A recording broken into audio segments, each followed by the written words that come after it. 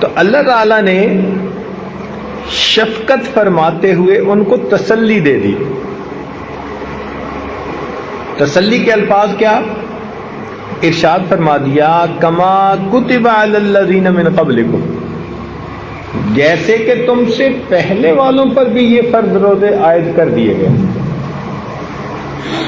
اب جب بندہ یہ سنتا ہے نا جی کہ یہ روزے پہلی امتوں پر بھی فرض تھے اور یہ اس عبادت کی کنٹینیویشن ہے، تو دل کو تسلی ہو جاتی ہے کہ ناراض ہو کر یہ حکم نہیں دیا، بلکہ کسی فائدے کے سبب سے یہ حکم دیا ہے. تو اب دیکھیے حسن کلام کے ساتھ ہی تسلی کی بھی بات کر دی.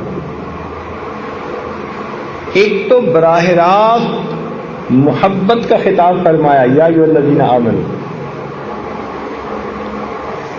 اور پھر کتب علیکم الصیام کے الفاظ سے حکم سنا دیا، مگر ساتھ ہی تسلی بھی دے دی کہ یہ تم سے پہلے والوں پر بھی فرض تھے، ہم نے تم پر بھی فرض کر دیے گئے.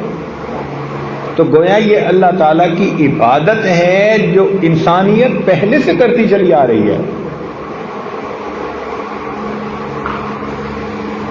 پہلے یہ عبادت اتنی کامل نہیں ہوتی تھی، اس امت کو کامل عبادت ملی. پہلی امتوں کے روزے بڑے سخت ہوتے تھے، نہ دن میں کھا سکتے تھے نہ رات میں کھا پاتے تھے. اس امت کو طلوع صبح صادق سے لے کے غروب آفتاب تک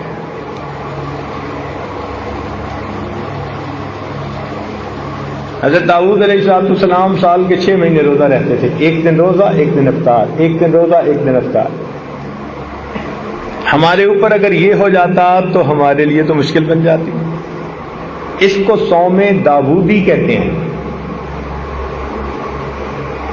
عیسائیوں پر 2 مہینے کے روزے، یہودیوں پر 40 دن کے روزے.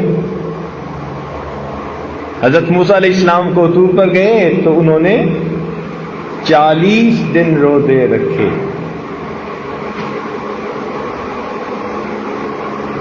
اس امت کو 30 روزے. اور مزے کی بات کہ ان 30 روزوں کے بعد جو شوال کے 6 روزے ہیں وہ نفل سنت بنا دیے، تو 36 ہو گئے. اور فرمایا من جاء بالحسنۃ فلہ عشر امثالھا، جو ایک نیکی لائے گا تو 10 گنا اجر ملے گا. تو 36 روزے رکھے تو 10 سے ضرب دو تو کتنے بن گئے؟ 360. گویا ان روزوں کے ذریعے اللہ نے امت محمدیہ کے مومنوں کو پورا سال روزہ دار رہنے کا ثواب عطا فرمایا. اس کو کہتے ہیں کہ محنت تھوڑی اجر زیادہ. چنانچہ حدیث پاک میں آتا ہے کہ اللہ تعالیٰ نے قوم یہود سے فرمایا کہ تمہاری مثال ان لوگوں کی ہے جو فجر سے لے کے ظہر تک محنت مزدوری کریں اور ان کو اس کی مزدوری مل جائے. فرض کرو ایک کی رات ان کو اجر مل جائے. پھر قوم نصارہ کے بارے میں فرمایا کہ ان کی مثال ایسی کہ ظہر سے لے کے عصر تک محنت کریں، یہ تھوڑا وقت ہوتا ہے، اور ان کو بھی ایک کی رات ثواب مل جائے. اور فرمایا کہ اس امت کی مثال ایسی کہ عصر سے مغرب تک کا وقت تھوڑا ہوتا ہے، اتنی محنت کرو اور اس پر تمہیں 2 کی رات ثواب مل جائے.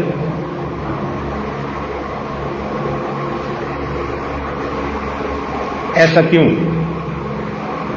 کام تو سب نے کیا مگر کسی کو اجر زیادہ. آپ نے فیکٹریوں میں دیکھا ہوگا ایک مزدور اگر 8 گھنٹے کام کرتے ہیں نا تو اس کو تنخواہ ملتی ہے، لیکن 8 گھنٹے سے اوپر جب کام کرتے ہیں تو اس کو اوور ٹائم کہتے ہیں، پھر اس کو ڈبل پے مل جاتی ہے بڑی فیکٹریوں میں. اب وہ 1 گھنٹہ کام کرے گا مگر 2 گھنٹے کا اجر ملے گا۔ تو تاریخ انسانیت میں اللہ تعالیٰ نے امت محمدیہ کو اوور ٹائم میں عبادت کرنے کا ثواب عطا فرما دیا۔ تو ان کی عبادت کا وقفہ تھوڑا مگر اس پر ملنے والا اجر بہت زیادہ ہے۔ چنانچہ نبی علیہ السلام نے فرمایا کہ پہلی امتوں کو لمبی عمریں دی گئیں۔ حضرت نوح علیہ السلام 900 سال سے زیادہ عمر پائی۔ بعض لوگ قیامت کے دن 400 سال کی عبادت لے کے آئیں گے، 500 سال کی عبادت لائیں گے۔ ان کی عمریں لمبی ہوتی تھی، حتیٰ کہ کتابوں میں لکھا کہ ایک عورت نبی علیہ السلام کے پاس آئی اور کہنے لگی کہ اے اللہ تعالیٰ کے پیارے نبی صلی اللہ علیہ وسلم، میرے بچے بچپن لڑکپن میں فوت ہو جاتے ہیں، زندہ نہیں رہتے، تو کوئی مجھے دعا بتائیں۔ ان کا کتنی عمر میں؟ کہنے لگی کوئی 200 سال کا ہو کے مر جاتا ہے، کوئی 300 سال کا ہو کے مر جاتا ہے، تو میرے بچے تو پیچھے نہیں لگتے۔ تو انہوں نے کہا خدا کی بندی، ایک ایسا وقت آئے گا جبکہ انسانوں کی عمریں ہی 100 سال سے چھوڑی ہوں گی۔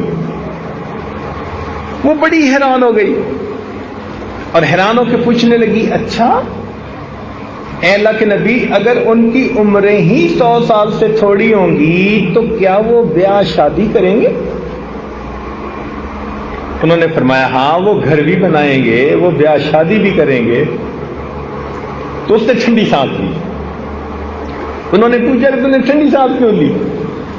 وہ کہنے لگی ٹھنڈی سانس اس لیے لی، اگر میں اس زمانے میں کبھی ہوتی نا جب عمریں ہی 100 سال سے چھوڑی ہوتی تو میں تو اتنا وقفہ ایک سجدے میں ہی گزار دیتی۔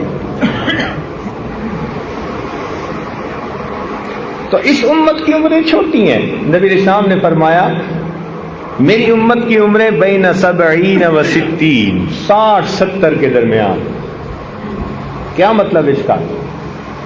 ایسا بھی ہوگا کہ بچہ پیدا ہوا اور فوت ہو گیا، اور ایسا بھی ہوگا کہ 100 سال سے اوپر جا کے فوت ہوگا، لیکن جب گراس ایوریج نکالیں گے نا، اوسط نکالیں گے تو وہ 60-70 ہی بنے گی۔ اور آج کل تو آپ دیکھ ہی رہے ہیں یہی 60-70 کی اوسط ہی چل رہی ہے۔ تو صحابہ کرام کو اس بات پہ بڑا افسوس ہوا کہ پہلی امتوں کے لوگ 500 سال کی عبادتیں لائیں گے اور ہماری تو عمریں ہی چھوٹی ہیں، تو ہم تو ان کے مقابلے میں بہت تھوڑی عبادت لے کے آئیں گے۔ تو ان کے غم کو دیکھ کے پھر اللہ تعالیٰ نے وحی نازل فرما دی جس میں فرمایا کہ اس امت کو اللہ تعالیٰ نے ایک ایسی رات عطا فرمائی کہ جس کی عبادت 1000 مہینوں کی عبادت سے بھی زیادہ فضیلت رکھتی ہے، وہ لیلۃ القدر ہے۔ تو اس امت کے ساتھ اللہ تعالیٰ کا بڑا رحمت کا معاملہ۔ حضرت علی اللہ عنہ فرمایا کرتے تھے کہ اگر اللہ تعالیٰ اس امت کو عذاب دینا چاہتے نا، دیکھیں نا دفتروں میں جو عملہ کام کرنے والا ہوتا ہے نا، وہ افسر کے موڈ سے اندازہ لگا لیتا ہے بھئی یہ کام کرنے کے موڈ میں ہے یا نہیں۔ ان کو پتہ چل جاتا ہے کہ افسر نے تیرا کام کر دینا ہے اور افسر نے تیرا کام کوئی نہیں کرنا۔ وہ اس کے انداز سے، طور طریقے سے پتہ چل جاتا ہے کہ اس نے کرنا کیا ہے۔ تو اسی طرح اللہ رب العزت کا معاملہ کہ مومن کو پتہ چل جائے کہ اللہ تعالیٰ کا معاملہ اس امت کے بارے میں کیا ہے۔ تو حضرت علی اللہ عنہ فرماتے تھے کہ اگر اللہ رب العزت اس امت کو عذاب دینا چاہتے تو نہ اس کو اللہ تعالیٰ رمضان کا مہینہ عطا کرتے اور نہ اللہ تعالیٰ اس کو سورت اخلاص قل ہو اللہ والی سورت عطا فرماتے تھے یہ دو ایسی نعمتیں ہیں کہ ان کو دیکھ کے پتہ چلتا ہے اللہ تعالیٰ اس امت کو عذاب نہیں دینا چاہتے۔ آپ اپنے گھر میں بڑا دروازہ کہاں رکھواتے ہیں؟ جدھر سے زیادہ مہمانوں کو لانے کا پروگرام ہو. اور گھر کے پیچھے کر کے ایک چھوٹا سا دروازہ ہوتا ہے گھر والوں کے لیے، بچوں کے لیے. وہ چھوٹے دروازے سے آتے جاتے رہتے ہیں مستورات. اور یہ مین گیٹ ہوتا ہے جہاں سے لوگ، مجمع، مہمان سب آتے ہیں. آگے مہمان خانہ بنا ہوتا ہے. تو دستور یہ ہے کہ زیادہ کیپیسٹی ادھر رکھی جاتی ہے جدھر زیادہ لوگوں کو لے جانا ہو. اب دیکھیے قرآن مجید میں ہے کہ جہنم کے 7 دروازے، لہا 7 ابواب، 7 دروازے ہیں. اور جنت کے حدیث پاک میں آتا ہے کہ 8 دروازے.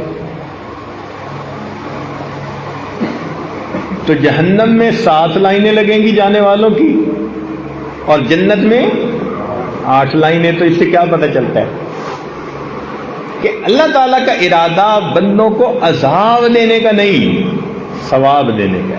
بندو تم جاؤ، میں نے تمہارے لیے جنت بنائی ہے. اور رمضان المبارک میں تو اس کو بہت آسان بنا دیا، اتنا آسان کہ نہ پوچھو.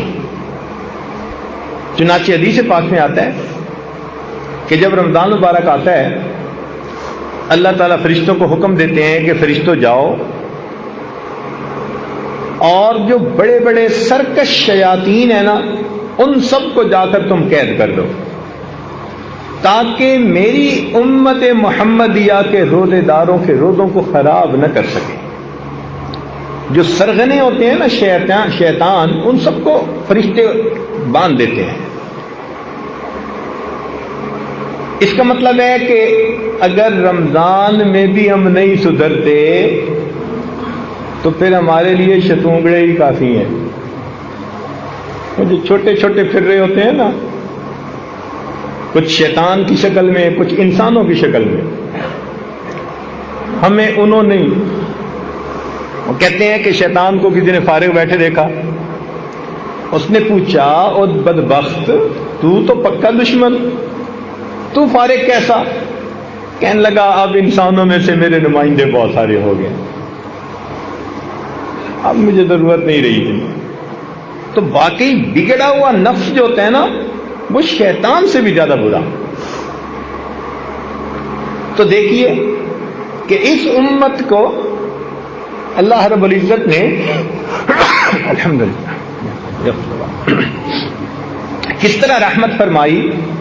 اب ذرا غور کیجئے گا، شیطانوں کو اللہ تعالیٰ نے بندوا دیا.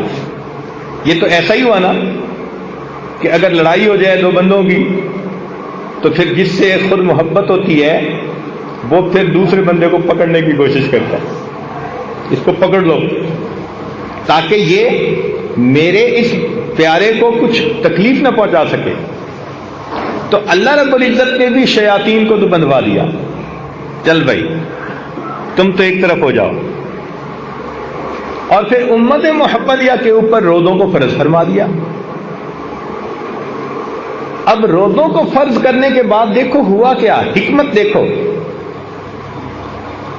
حدیث پاک میں آتا ہے کہ روزہ دار بندہ جب روزے کی حالت میں ہوتا ہے تو اس کے لیے بلوں کے اندر چیونٹیاں، ہوا کے اندر پرندے اور سمندر کے پانی کے اندر مچھلیاں بھی مغفرت کی دعائیں کر رہی ہوتی ہیں. اب دیکھو مومن نے روزہ رکھا،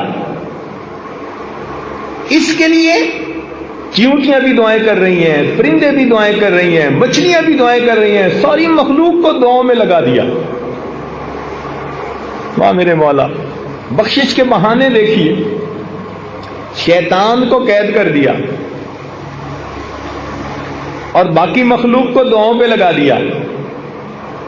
اور اس بندے کو یہ حکم دیا کہ اگر تم کھانے پینے اور بیوی کے میل ملاپ سے دن کے وقت میں طلوع صادق سے لے کے غروب آفتاب تک اگر تم بچو گے، اس کو روزہ کہتے ہیں، تو فرمایا کہ جب افطاری کا وقت ہوگا اس وقت جو بھی دعا مانگو گے ہم تمہاری دعا کو قبول فرما لیں. ایک بلینک چیک دے دیا. اب آپ یوں سوچیں کہ ایک بندے کو 30 چیک دے دیے جائیں اور اس کو کہا جائے کہ بھائی جو اماؤنٹ لکھو گے تمہارے اکاؤنٹ میں ٹرانسفر ہو جائے گی. وہ اگر عقل مند ہوگا تو وہ تو پھر جتنا لکھ سکتا ہے اتنی بڑی اماؤنٹ لکھے گا. کوئی ایسا بندہ ہوگا جو ایسے بلینک چیک کی جمع کرواتا رہے بغیر کچھ لکھے؟ اگر کوئی ایسا کرے گا تو اس کو سب بے وقوف کہیں گے. اب اللہ تعالیٰ نے ہمیں 30 دن جو رمضان کے دیے تو 30 دن افطاری کے وقت میں ہمارا ایک چیک اللہ کے ہاں جمع ہوتا ہے اور اس چیک کے اوپر نیکیوں کی اماؤنٹ ہم لکھتے ہیں. ہم نے دیکھا نا، کمپنی کا بڑا ڈائریکٹر ہوتا ہے، کہیں سفر پہ جانے لگتا ہے تو اپنے جنرل مینیجر کو چیک بک ہی دے کے چلا جاتا ہے. کہتے ہیں یہ چیک بک ہے، اگر ضرورت پڑے تو پھر بینک سے تم پیسے لے لینا. یوں سمجھیے کہ اللہ رب العزت نے امت محمدیہ کے روزے داروں کو 30 چیک عطا فرما دیے. میرے بندو لکھو تم جو کہتے ہو. دیکھیں نا، ہم اپنے گھر کسی مزدور کو لے کے آئیں، بات ذرا سمجھنے کی کوشش فرمائیں، اور وہ 8-7 گھنٹے کام کرے تو ہمارے اندر تھوڑی سی بھی خیر ہے نا، اگر تھوڑی سی بھی، ہمارا دل نہیں چاہے گا کہ ہم اس کو بغیر مزدوری دیے خالی جھڑک کے واپس بھیج دیں. حالانکہ ہمارے اندر حسد ہے، بغض ہے، کینہ ہے، تکبر ہے، کنجوسی ہے، 100 طرح کی بیماریاں ہیں. ہمارے وسائل بھی محدود ہیں. لیکن اگر الیکٹریشین کو لائے اور اس نے کام کیا تو ہم کہیں گے یار اگلے نے 8-7 گھنٹے کام کیا، اس کو دے کے بھیجو. 150 تو دے کے ہی بھیجیں گے. اور جو زیادہ امیر لوگ ہوں گے وہ پھر 150 طے نہیں کرتے. وہ کہتے ہیں بھئی تم کام کر دو پھر ہم تمہیں انعام دے دیں گے. وہ 150 نہیں دیتے، وہ پھر کام کو دیکھ کے خوش ہو کے وہ 500 دیں گے یا 1000 دیں گے. اللہ رب العزت نے بھی یہی معاملہ کیا کہ میرے بندو روزہ تو آپ رکھو گے لیکن روزے کا اجر میں طے نہیں کرتا. میں تمہیں چیک بک دے دیتا ہوں، اب افطاری کے وقت جتنا تم چاہو مانگو گے میں پروردگار تمہاری دعا کو قبول کر لوں گا. یہ روزہ وہ مزدوری ہے کہ جس کی مزدوری منہ مانگی ملتی ہے بندے کو. اس لیے حدیث پاک میں آتا ہے افطاری کے وقت دعا قبول. حدیث پاک میں آتا ہے للصائم فرحتان، روزہ دار کے لیے 2 خوشیاں. فرحت عند الافطار، جب روزہ افطار کرتا ہے اس کو اللہ خوشی دیتے ہیں، اتنا دیتے ہیں کہ اس کا دل خوش ہو جاتا ہے. اب یہ مانگنا تو ہمارے اپنے اختیار میں ہے، جتنا مانگے. اچھا let me put it in an other way, میں اسی بات کو اور انداز سے بات کرتا ہوں. اگر کوئی ولی آپ لوگوں کو بتائے بڑا قبولیت دعا کا وقت ہے، مانگو دعا قبول ہوگی، تو آپ کیسے مانگیں گے؟ 1 سیکنڈ بھی ضائع نہیں کریں گے. رو رو کے اپنے سارے مسئلے اللہ کے سامنے بیان کریں گے، مشکلات، پریشانیاں، اور کہیں گے اللہ بس میری یہ زندگی کو سنوار دیجیے. اب سوچئے اگر ایک ولی کے بتانے پر آپ اتنے شوق ذوق سے دعائیں مانگتے ہیں تو یہاں تو ولیوں کے سردار، انبیاء کے سردار، ملائکہ کے سردار، اللہ رب العزت کے پیارے محبوب صلی اللہ علیہ وسلم وہ فرما رہے ہیں کہ روزہ دار آدمی افطار کے وقت جو دعا مانگتا ہے اللہ تعالیٰ اس کی دعا کو قبول فرماتے ہیں. اور ہمیں کیا چاہیے؟ یوں سمجھ لیں کہ اللہ تعالیٰ نے ہمیں پھر ایک موقع اور عطا فرما دیا. جیسے بندے سے غلطی ہو جائے نا جی، وہ کہتے ہیں جی بس ایک چانس اور دے دیں. بس یوں سمجھ لیں کہ اللہ تعالیٰ نے ہم پر رحمت فرمائی ہمیں اپنی زندگی میں اپنی گناہوں کو بخشوانے کا ایک چانس اور عطا فرما دے۔ اب دیکھیے، شیطان کو قید کر دیا، چیونٹیاں، پرندے، مچھلیاں سب کو بندے کی دعاؤں پہ لگا دیا، بندے کو بتا دیا تم جو مانگو گے تمہاری دعا قبول کر لیں گے۔ اس سے کیا پتہ چلتا ہے کہ اللہ تعالیٰ کا ارادہ خیر کا ہے، وہ بخشنے کے بہانے بنا رہے ہیں۔ اب اتنا کچھ کرنے کے باوجود بھی اگر کوئی نہ مانگے تو پھر غصہ آتا ہے کہ نہیں آتا؟ کیوں جی؟ جب اتنا کسی کو موقع دیا جائے اور وہ پھر بھی غفلت کا اظہار کرے تو پھر غصہ بھی بڑا آتا ہے۔ اب ذرا میری ایک بات کو توجہ سے سننا، میں بات مکمل کرنے لگا ہوں۔ ماں کے اندر اللہ نے شفقت رکھی ہوتی ہے، محبت رکھی ہوتی ہے۔ بچے بدتمیزی کر لیں، بے ادبی کر لیں، ماں کا دل دکھا دیں، ماں پریشان ہو جائے گی، رو لے گی، بد دعا نہیں دے گی۔ بیٹے کو بد دعا کبھی نہیں دے گی۔ کیوں؟ اس محبت کی وجہ سے، اس محبت کی وجہ سے جو ماں کے دل میں ہے۔ اس کا دل ہی نہیں چاہتا کہ وہ بد دعا دے، اور اگر کوئی اس کے سامنے اس کے بچے کو بد دعا دے تو ماں سن کے برداشت نہیں کرے گی، خود ناراض ہے، خود خفا ہے، مگر بچے کی بد دعا برداشت نہیں کر سکے گی، کہے گی آپ نے میرے بیٹے کو بد دعا دی ہی کیوں؟ کیا ایسے ہی دستور ہے نا؟ اگر ایسا دستور ہے تو ذرا توجہ سے سنیے۔ حدیث پاک میں آتا ہے کہ نبی علیہ الصلوۃ والسلام ممبر سے نیچے تشریف لا رہے تھے، آپ نے آمین کہی۔ میں پوری حدیث پاک کا تھوڑا سا حصہ جو مضمون سے متعلق ہے وہ عرض کر رہا ہوں۔ صحابہ کرام نے پوچھا، اے اللہ کے نبی آج آپ نے یہ کیا فرمایا؟ تو فرمایا جب میں نے قدم رکھا تو جبرائیل امین میرے پاس آئے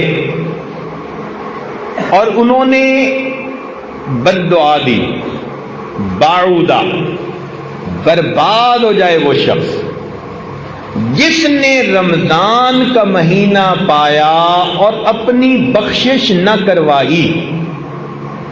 اب یہ بد دعا کس نے دی؟ جبریل علیہ السلام نے۔ اور یہ بھی ذہن میں رکھیں کہ فرشتے کوئی کام خود نہیں کرتے۔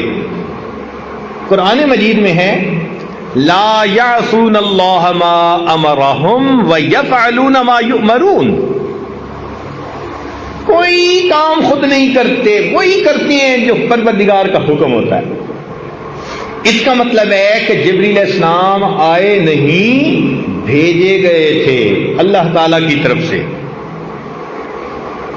انہوں نے آ کر یہ بد دعا دی، برباد ہو جائے وہ شخص جس نے رمضان کا مہینہ پایا اور اس نے اپنی بخشش نہ کروائی۔ اب اس بد دعا کو سن کے نبی علیہ السلام کو امت کے اوپر کتنی شفقت تھی، رات کو سجدے میں اتنا روتے تھے، غار میں روتے تھے، دعائیں مانگتے تھے، اتنی امت کے اوپر شفقت تھی، رحمت تھی۔ تو اگر آپ بد دعا سنتے تو آپ تو سن کے تو فوراً کہتے کہ جبرائیل بد دعا میری امت کے لیے کیوں کر رہے ہو، مگر نہیں۔ حدیث پاک میں آتا ہے کہ جبرائیل علیہ السلام نے بد دعا دی اور نبی علیہ الصلوۃ والسلام نے فرمایا آمین۔ اب ذرا سمجھیے گا کہ اتنا تو رمضان میں غافل بندہ غفلت کا ارتکاب کرتا ہے کہ اللہ تعالیٰ نے بخشش کی انتہا کر دی۔ میرے بندے میں شیطانوں کو بدوا رہا ہوں، میں تمہارے لیے پرندوں کو، مچھلیوں کو دعاؤں پہ لگا رہا ہوں، اور میں تمہیں اختیار دے رہا ہوں، جو روزہ رکھ کے مانگو گے میں تمہیں دوں گا، پھر بھی اگر تم میری طرف متوجہ نہیں ہوتے تو اس کا مطلب ہے تم بدبخت ہو پرلے درجے کے، پھر تمہاری بدبختی میں کوئی شک نہیں۔ اب جبرائیل علیہ السلام نے آ کے کہہ دیا برباد ہو جائے وہ شخص جس نے رمضان کا مہینہ پایا اور اپنی مغفرت نہ کروائی، اور اللہ کے محبوب صلی اللہ علیہ وسلم نے آمین کہہ کر اس پر سٹیمپ کر دی، مہر لگا دی۔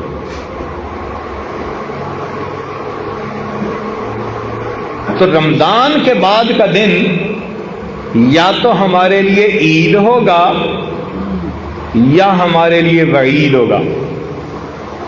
عید کا مطلب ہوتا ہے خوشی کا دن، اور وعید ہوتا ہے بندے کے لیے سزا کا دن۔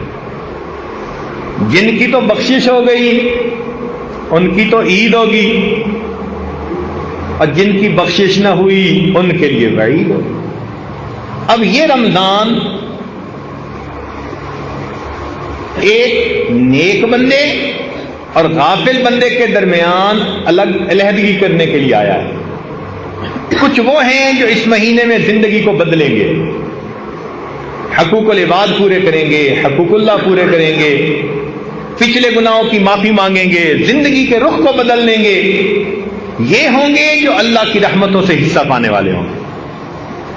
اور کچھ ایسے بھی ہوں گے کہ جو زندگی کی روٹین تھی وہ وہی رکھیں گے، اللہ تعالیٰ کو محتاج نہیں کسی کے۔ ایسے لوگ اپنی پیشانی پہ بدبختی کی مہر لگوا دیں، اپنے جہنم میں جانے کا راستہ ہموار کر دیں گے۔ لہذا رمضان مبارک کے اس مہینے میں ہمیں اپنی زندگی کے بارے میں فکر مند ہونا چاہیے۔ اللہ رب العزت جب کام کرنے پہ آمادہ ہیں، بخشش پہ آمادہ ہیں، تو ہمیں اپنی بخشش کروانی چاہیے۔ اہتمام سے روزہ رکھیں اور اس کے آداب اور شرائط کو پورا کرنے کی کوشش کریں، عبادت کریں اور اپنے اللہ سے خوب مانگیں۔ یہ مانگنے کا مہینہ، بخشش کا مہینہ، اللہ تعالیٰ کی طرف سے عطا کا مہینہ ہے۔ آپ نے دیکھا ہوگا کہ دنیا میں سیل لگ جاتی ہے، جوتوں کی سیل، کپڑے کی سیل، فلاں چیز کی سیل، کوئی اس کا نام رکھتا ہے لوٹ سیل، کوئی نام رکھتا ہے میگا سیل۔ یہ سیل کیا بلا ہے بھائی؟ کہ جب مال نکالنا ہو نا،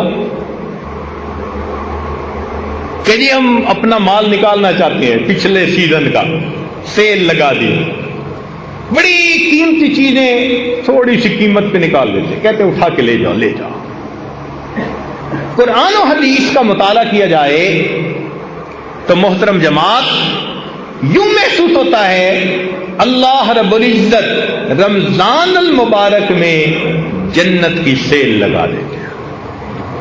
میرے بندو، تم میں سے جو چاہتا ہے جہنم سے بچنا اور جنت میں الاٹمنٹ کروانا، اس کے لیے کام آسان کر، آؤ ہمارے در سے پاتے جاؤ پاتے۔ اب اس وقت میں بھی ہم اگر اللہ تعالیٰ سے یہ نعمت نہ پا سکیں تو یہ تو ہماری اپنی کم قسمتی ہوگی۔ اس لیے وقت کی اہمیت کا اندازہ لگائیے۔ کتنے لوگ تھے جو پچھلے رمضان میں زندہ تھے، آج وہ یہاں موجود نہیں، اور کتنے جو اس رمضان میں ہوں گے آئندہ رمضان میں نہیں ہوں گے۔ کیا پتہ ہماری زندگی کا آخری رمضان ہو۔ اس میں ڈٹ کے محنت کر لیجئے، اپنے رب کو منا لیجئے، اپنے گناہوں کو بخشوا لیجئے۔ دفتروں میں ہم نے دیکھا کہ جب افسر اچھے موڈ میں ہوتے ہیں نا تو پھر کلرک بادشاہ ایک فائل نکلوانے کے بجائے 10 فائلیں نکلوا لیتے ہیں، کہتے ہیں جی آج افسر ذرا خوش نظر آتا ہے۔ تو مالک الملک رمضان المبارک میں اس مہینے میں اپنے بندوں سے خوش ہوتے ہیں، روزہ دار بندوں سے بہت خوش ہوتے ہیں۔ اپنی زندگی کے مسائل اپنے رب کے سامنے پیش کر لیجئے، اپنے رب سے اچھے فیصلے کروا لیجئے۔ ہمیں اللہ نے ایک موقع اور عطا فرما دیا، اس وقت کو ضائع نہ کیجیے، کبھی بھی اس کو ضائع نہ کیجیے۔ اس کو وہی ضائع کرے گا الا محروم. حدیث پاک میں آتا ہے جو یقیناً محروم ہوگا نا رمضان کی برکتوں سے وہی محروم رہے. حدیث پاک میں آتا ہے کہ تم اگر کسی کو پانی کا گھونٹ پلا دو گے نا روزے دار کو افطاری کے وقت یا لسی کا گھونٹ پلا دو گے تو اس کے بقدر اجر اللہ تمہیں بھی عطا فرما دیں گے.